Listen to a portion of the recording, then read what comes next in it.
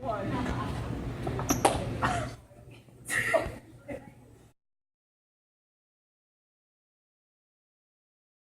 guys, today we're going to be talking about the book A Narrative Life of Frederick Douglass by Frederick Douglass, and how Douglass incorporates the theme that slavery's allowance to hold power over another corrupts one's humanity, and holds our concept of humanity and personhood as a philosophy that Douglass would have believed in.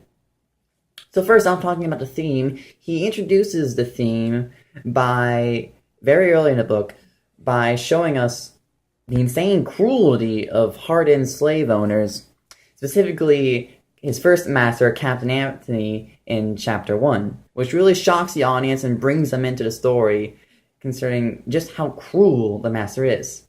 And now onto the thought bubble to show us our next portion of how he conveys the theme. Throughout the narrative of the life of Frederick Douglass, Douglass portrays the theme that people lose their personhood through slavery. Both slaveholders and the enslaved are affected by this phenomenon. The slaveholders become corrupted by their power, therefore losing any sense of humanity and or empathy. Even the most innocent and pure-hearted can be swayed if given the chance to corrupt the power. The enslaved feel the effects of this, as they are dehumanized, being treated like animals in every aspect, from the way they are fed to the way they are forced to labor the land. Douglass shows this corruption of power through the character of Mrs. Auld. He begins Chapter 6 by stating how kind-hearted she was, because before him, she had never owned a slave. In the beginning, she was teaching him the ABCs, and she taught him how to write small words. However, on page 40, Douglass states, "But alas, for this kind heart had but a short time to live." Once her husband found out what she was doing, he forbid her from continuing with any instructions. From that point on, she became cruel towards him, almost worse than her husband. When she realized what power she had, she became corrupted and took advantage of it.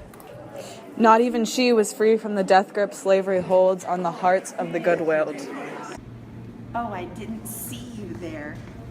The gradient theory of empathy was present in the book in situations like Miss Alve and her development from one of the nicest masters Douglass had ever had to one of the harshest, as she gradually desensitized herself to slave owning, effectively losing her ability to empathize with her slaves.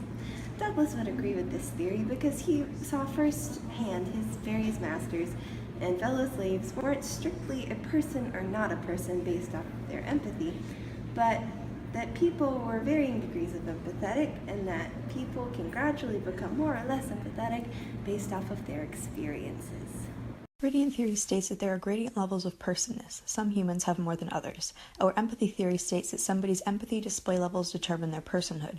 This means that, combined with the gradient theory to form the empathy gradient theory, there are gradient levels of empathy someone shows which determines their level of personability.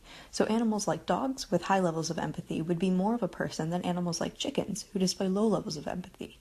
This implies that people who have antisocial personality disorder, or sociopaths, who by definition feel no empathy, would not be considered persons. However, by this theory, personhood is determined by the empathy someone displays, not what they feel. Someone can be a sociopath and still display the regard for others the way a non-sociopath would. As long as one displays empathy in their behavior, unlike many slave owners in Frederick Douglass, and not senselessly murder people because they feel nothing for anyone, they can still be a person.